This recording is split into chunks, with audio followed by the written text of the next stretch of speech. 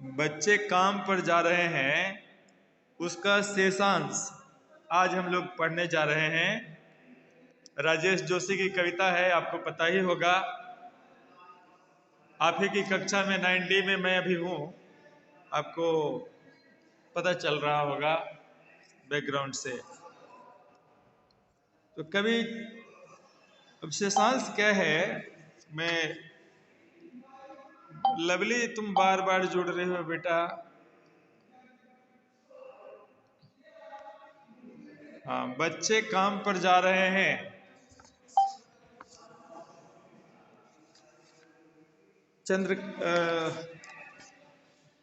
राजेश जोशी की कविता है, उसमें मैंने एक प्रश्न दिया था, आपको याद होगा। उस प्रश्न का उत्तर आपने लिखा है कि नहीं लिखा है, या किसी ने भेजा भी नहीं। एक प्रश्न मैंने दिया था, उसका उत्तर क्या होगा? बच्चे काम पर जा रहे हैं। प्रश्न था कि बच्चे काम पर जा रहे हैं, पंक्ति को प्रश्न की तरह क्यों लिखा जाना चाहिए? इसका उत्तर होगा कि बच्चे काम पर जा रहे हैं, बच्चों को काम पर, तो एक तो बच्चे को काम पर जाना नहीं चाहिए था, लेकिन ये इस समय की सबसे भयानक पंक्ति है। बाल मजदूरी पर आधारित यह कविता है। बाल मजदूरी उन्मूलन के लिए समाज और सरकार दोनों दोषी है बेटा। समाज की नींद खुले, समाज का ध्यान आकृष्ट हो, और सरकार इस पर सख्त कानून बनाए, इस पर अपना मंतव्य दे, सख्त कानून बनाए और इसको क्या करे, बाल मजदूरी जो कराने वाले हैं और करवाने वाले हैं उन पर उनका जांच पड़ताल करना चाहिए और इसे समाप्त करने का प्रयास करना चाहिए। तो यह प्रश्न की तरह मेरा क्वेश्चन था कि प्रश्न की तरह क्यों लिखा जाना चाहिए। तो प्रश्न की तरह लिखे जाने में यह, जब हम किसी चीज को विवरण की तरह लिखते हैं तो हमारा ध्यान या किसी का ध्यान आकृष्ट नहीं हो पाता है, लेकिन जब उसी बात को प्रश्न की तरह हम लिखते हैं या प्रश्न की तरह प्रश्न करते हैं तो ध्यान आकृष्ट होता है, चाहे समाज का ध्यान आकृष्ट हो या सरकार का।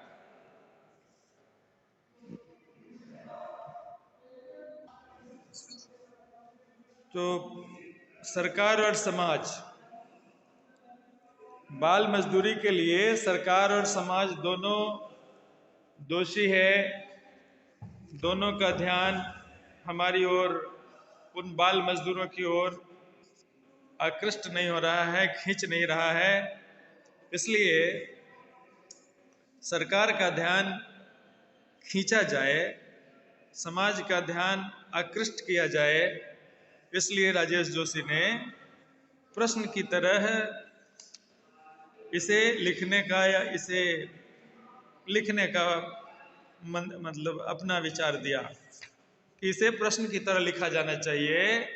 बच्चे काम पर क्यों जा रहे हैं, बच्चे काम पर कैसे जा रहे हैं, तो इन्हें प्रश्न की तरह लिखा जाना चाहिए, जिससे ध्यान हमारा ध्यान कभी समाज का और सरकार का खींच सके। ठीक है ना। अब कविता की पंक्ति है, कोहरे से ढकी सड़क पर बच्चे काम पर जा रहे हैं। सुबह सुबह बच्चे काम पर जा रहे हैं, हमारे समय की सबसे भयानक पंक्ति है यह। भयानक है, इसे विवरण की तरह लिखा जाना चाहिए, इसे सवाल की तरह। काम पर क्यों जा रहे हैं बच्चे? क्या अंतरिक्ष में गिर गई हैं सारी गेंदें? क्या दीमकों ने खा लिया है सारी रंग बिरंगी किताबों को? क्या काले पहाड़ के नीचे दब गए हैं सारे खिलौने? क्या किसी भूकंप में ढह गई हैं सारे मदरसों की इमारतें? क्या सारे मैदान, सारे बगीचे और घरों के आंगन खत्म हो गए हैं एकाएक? सब कुछ भी खत्म नहीं हुआ, ठीक है ना? जयश्री अभी ज्वाइन कर रही है। खैर,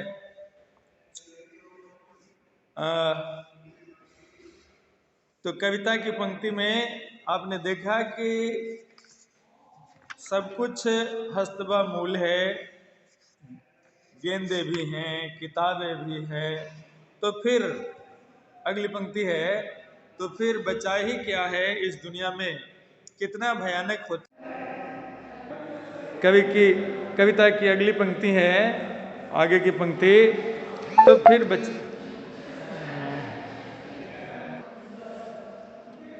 तो फिर बचा ही क्या है इस दुनिया में, कितना भयानक होता अगर ऐसा होता। भयानक है, लेकिन इससे भी ज़्यादा यह कि है सारी चीज़ें हस्तबा मूल, पर दुनिया की हजारों सड़कों से गुजरते बच्चे, बहुत छोटे छोटे बच्चे काम पर जा रहे हैं। दुनिया की हजारों सड़कों से। आपको कभी कैलाश सत्यार्थी का नाम मैंने लिया था कि कैलाश सत्यार्थी ने क्या किया, बच्चों को काम पर जाने से मना किया और स्कूलों में दाखिला दिलवाया। उसके कारण उनको क्या मिला? उसके कारण उनको नोबेल प्राइज दिया गया। तो Nobel prize winner Kailash Satyarthi को आप, सारी चीज़ें बरकरार है, लेकिन बच्चों को काम पर जाना पड़ रहा है। तो कवि कहता है कि यदि बच्चों से उनका बचपन छीन लिया जाएगा तो इस संसार में क्या बचेगा? कुछ भी नहीं बचेगा। सारे खिलौने भी हैं, बाजार में खिलौने भी भरे पड़े हैं, रंगीन किताबें भी हैं, विद्यालय भी है, मैदान भी है, बाग बगीचे और आंगन भी हैं। जिन आंगनों में बच्चे किलकारियां मारा करते हैं,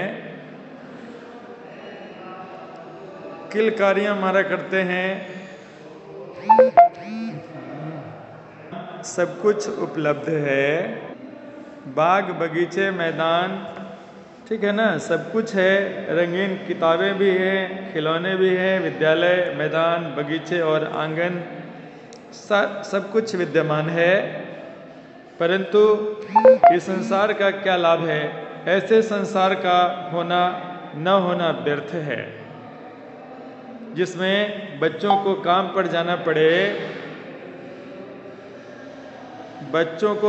जाना पड़े, ऐसे संसार से उन बच्चों को क्या लाभ? उनकी जो मन स्थिति है या दैन्य दशा है। सर आवाज नहीं आ रहा है? हैं? अच्छा, म्यूट तो नहीं है बेटा, आवाज नहीं आ रही है। म्यूट तो मैं नहीं हूँ। अच्छा, तुम अपना देखो तुम्हारा कैसा कनेक्शन है, तो अपना देख लो। बाकी बच्चों को आवाज मिल रही है? सारी चीजें हस्तबा मूल है, यथावत है। गेंदे भी हैं, किताबें भी हैं, खेल के मैदान है, विद्यालय है, सब कुछ है। लेकिन बच्चों को काम पर जाने से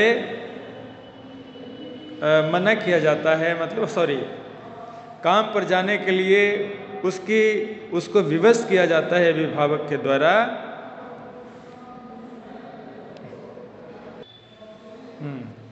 काम पर जाने से मना किया उस पर काम पर जाने के लिए उसको विवश किया जाता है अभिभावक के द्वारा। उन बच्चों का जो बचपन है वो छिन जाता है। बच्चे का जो बचपन है वह छिन जाता है। तो हमारे समाज के जो ठेकेदार हैं, इस समस्या को सामान्य मानकर इसका विवरण या वर्णन तो करते हैं, परंतु इसके बारे में कहकर न तो किसी को कोई दुखी होता है, न ही गुस्सा आता है और न ही आत्मग्लानि होती है। इसे सामान्य घटना कहकर टाल दिया जाता है।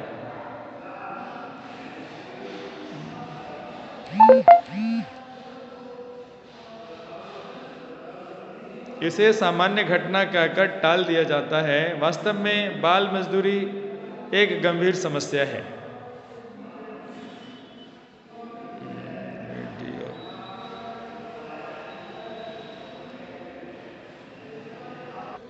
बाल मजदूरी एक गंभीर समस्या है। वास्तव में बाल मजदूरी एक गंभीर समस्या है।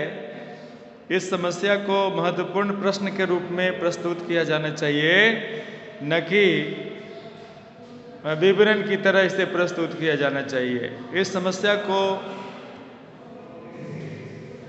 समस्या के लिए निश्चित रूप से सरकार और समाज उत्तरदायी है। बच्चों को खेलने और कूदने के लिए, पढ़ने लिखने के लिए वो क्या करना चाहिए? प्रोत्साहित किया जाना चाहिए। खेलने कूदने, पढ़ने लिखने के लिए प्रोत्साहित किया जाना चाहिए, न कि उन्हें मजदूरी करने के लिए विवश किया जाना चाहिए। अभिभावक तो दोषी है ही, लेकिन हमारे देश में लगभग 1 करोड़ से भी ज़्यादा लोग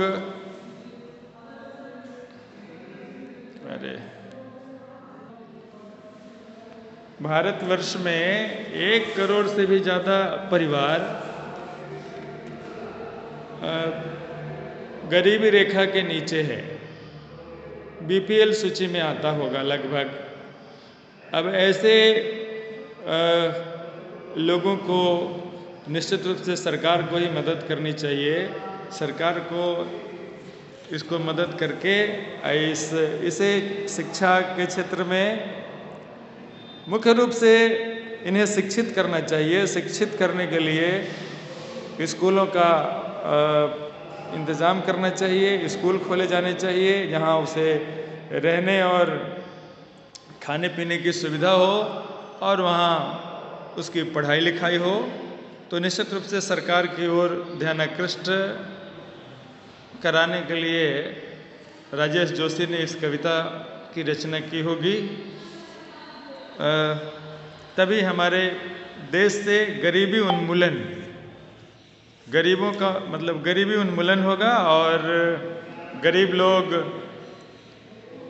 बीपीएल सूची से थोड़ा ऊपर आएंगे, बिलो पॉवर्टी लाइन से ऊपर आएंगे। गरीबी रेखा के नीचे जो जी रहे हैं वे ऊपर आएंगे और उनका जीवन सुखी और संपन्न होगा धीरे धीरे क्रमशः। और जब वो पढ़ लिख जाएंगे, पढ़ने लिखने की बात, खेलने कूदने की बात इसीलिए की जा रही है इस कविता में कि जब वे पढ़ लिख जाएंगे तो निश्चित रूप से वे समाज की मुख्य धारा में जुड़ जाएंगे। ठीक है ना? समाज की मुख्य धारा में जुड़ने से तात्पर्य है जो अभी समाज के हाशिए पर हैं। बिलो पॉवर्टी लाइन का मतलब है वो समाज के हाशिए पर है।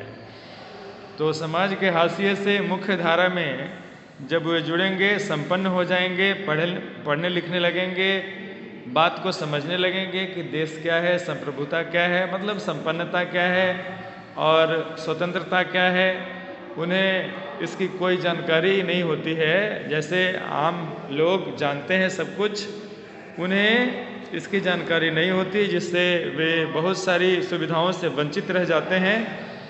और नहीं जानकारी के अभाव में बिचौलिए बीच में उनका सब कुछ ले लेते हैं, खा जाते हैं और उन तक सरकार की निगाहें पहुंचती भी है तो उन्हें मिल नहीं पाता है। तो यदि संसार सचमुच इन वस्तुओं से रहित हो जाए, मतलब वो अगर संसार में खिलौने न हो, विद्यालय न हो, मैदान न हो, बाग बगीचे नहीं हो, तब ऐसी बात संभव है कि ठीक है उन्हें मजदूरी करने के लिए विवश किया जा रहा है या वे मजदूरी ही करें। लेकिन ऐसी बात तो नहीं है। गेंदे भी हैं, खिलौने भी हैं, विद्यालय भी है, मकतब और मदरसे भी हैं, सब कुछ है। लेकिन वे बच्चे जो रोजी रोटी कमाने के लिए विवश हैं या उनके अभिभावक की व्यवस्था है, वो अभिभावक की व्यवस्था के कारण बच्चे भी विवश होते हैं और उन्हें काम पर जाने के लिए विवश होना पड़ता है। काम पर जाने के लिए, बाल मजदूरी के लिए उन्हें निरंतर बाल मजदूरी करनी पड़ती है। यह सचमुच क्या है, चिंता का विषय है कि निश्चित रूप से हमारे लिए चिंता का विषय है। ठीक है, तो ये उपभोक्तावादी संस्कृति एवं भौतिकवादी युग के बच्चे सुख सुविधाओं का उपभोग करने से वंचित रह जाते हैं। लेकिन लोग जो है ना, वो कितने स्वार्थी हैं कि यदि कोई क्या हो, गरीब हो और बच्चे से जो बाल मजदूरी करवाते हैं, मैं उनको कहना चाहता हूँ, जो बाल मजदूरी करवाते हैं, मजदूरी करानी है तो बड़ों से कराएं, एडल्ट से कराएं, वयस्कों से कराएं। तो बालकों को मजदूर बनाकर, चूंकि उसे कम पैसे देने पड़ते हैं, इसलिए लोग अपनी सुविधा के लिए छोटे बच्चों से, 14 साल से कम उम्र के बच्चों से काम करवाते हैं, जो अन्यथा क्या है, ये गैर कानूनी है। और सरकार का भी ध्यान उस ओर नहीं है, इसीलिए कवि चाहता है कि सरकार का ध्यान उधर जाए। तो जाड़े में, जैसे अब क्वेश्चन है, प्रश्न है, अब देखिए प्रश्न को अब देखेंगे कि कविता की पहली 2 पंक्तियों को पढ़ने तथा विचार करने से आपके मन मस्तिष्क में जो चित्र उभरता है उसे लिखिए या उसको समझिए। तो कविता की जो 2 पंक्ति है, पहली वाली, कोहरे से ढकी सड़क पर बच्चे काम पर जा रहे हैं, सुबह सुबह बच्चे काम पर जा रहे हैं, यही कविता की 2 पंक्ति है। तो इसमें इसके द्वारा कवि क्या कहना चाहता है? कोई अगर बोलना चाहते हो तो बोलो। कोहरे से ढकी सड़क पर बच्चे काम पर जा रहे हैं, सुबह सुबह बच्चे काम पर जा रहे हैं। इस पंक्ति के द्वारा, इन 2 पंक्तियों के द्वारा आपके मन मस्तिष्क में क्या चित्र उभरता है, यही प्रश्न है। तो ये जाड़े के समय, अभी जो ठंड का मौसम है, जाड़े में जब ठंड अपनी चरम सीमा पर रहती है और चारों ओर सड़कों पर धुंध छाई रहती है, आप देख रहे हैं आजकल धुंध भी छाई रहती है। आप चले जाइए उत्तर बिहार, चाहे गांव देहात में चले जाइए, शहरों में धुंध कम दिखाई पड़ते हैं, लेकिन गाँव की तरफ चले जाइए, गया के गाँव की तरफ ही चले जाइए, तो आप देखेंगे कि काफ़ी कोहरा, घना कोहरा दिखाई देता है। तो उस कठिन समय में भी छोटे छोटे बच्चे जो हैं काम पर जाने के लिए विवश होते हैं, सड़कों पर जाते हुए दिखाई देते हैं। ऐसा देखकर क्या आपको दुख नहीं होता है? हमें दुख नहीं होता है, हमें दुख होता है। हाँ, लिखा कि सही लिखा बेटा, बहुत अच्छा रोहित, बढ़िया लिखा है। तो ऐसा देखकर बहुत दुख होता है, क्योंकि यह बच्चों के प्रति अन्याय है। बच्चों के पढ़ने की उम्र में उनको मजदूरी के लिए मजदूरी करना उन्हें पड़ता है, जो गंभीर समस्या है। हम सोचने के लिए बाध्य हो जाते हैं कि ऐसे बच्चे यदि स्कूल की ओर जाते, खेल के मैदान में जाते, कुछ खेलते, तो उनका शारीरिक और मानसिक विकास होता। खेल के बजाय वे काम पर जा रहे हैं, तो कहीं न कहीं शारीरिक विकृति भी आती है और मानसिक विकृति तो आती ही है। बच्चे जो काम पर जा रहे हैं, कम पैसे लेकर काम कर रहे हैं, उनमें मानसिक विकृति आती होगी और शारीरिक विकृति आती है। अगर बच्चे खेले कूदें तो शरीर भी, शारीरिक स्वास्थ्य अच्छी होगी, शरीर से वे स्वस्थ होंगे और उनका शारीरिक विकास अच्छा होगा। ठीक है, लेकिन यदि वे खेलने के बजाय काम पर जा रहे हैं तो उनकी मन स्थिति भी हीन मनोदशा उनके अंदर में होगा। निश्चित रूप से हीनता होगी कि भाई बाकी बच्चे स्कूल जा रहे हैं, खेल रहे हैं और हम काम पर जा रहे हैं, तो उनकी मनोवृत्ति, उनकी जो मन स्थिति है उस पर आप गौर कर सकते हैं कि उनकी मन स्थिति क्या होती होगी, मनोदशा क्या होती होगी। तो उनकी मनोदशा को हम अपने मनोदशा से हमें क्या करना चाहिए, तारतम्यता बिठानी चाहिए और तब उनके प्रति हम कितना सदैव होंगे, कितना सहृदय होंगे, हाँ, कितना हमारे अंदर सहानुभूति होगी उनके प्रति। तो निश्चित रूप से हमारी सहानुभूति उनके प्रति होनी चाहिए, उन बच्चों के प्रति होनी चाहिए। ठीक है ना। तो अगला क्वेश्चन है बेटा कि सुख सुविधा मनोरंजन के उपकरणों से बच्चे वंचित क्यों है ना। सुख सुविधा और मनोरंजन के उपकरणों से बच्चे वंचित क्यों हैं। तो भाई उनके पास जब खाने के लाले पड़े हुए हैं, जब रोटी कपड़ा और मकान, ये तीन जो आवश्यक सामग्री है, ठीक है ना, रोटी कपड़ा और मकान, तो रोटी की, मकान को छोड़िए, कपड़े छोड़िए, ठीक है, उनके सामने जो समस्या है रोटी की समस्या, सबसे प्रथम रोटी की समस्या है, आजीविका की समस्या है। तो रोटी अगर किसी को नहीं मिल पाता है, ठीक है ना, तो रोटी नहीं मिल पाती है, मतलब भोजन सही से नहीं मिल पाता है, तो कपड़े की बात तो दूर की रही और मकान की बात तो अलग रही। तो ये बेसिक नीड जो है, 3 बेसिक नीड्स, 3 मूलभूत आवश्यकता जो है, वह 3 मूलभूत आवश्यकता है, रोटी कपड़ा और मकान। इसके बाद ही शिक्षा की बात की जाती है, खेलने कूदने की बात की जा सकती है। तो बच्चे सुविधा,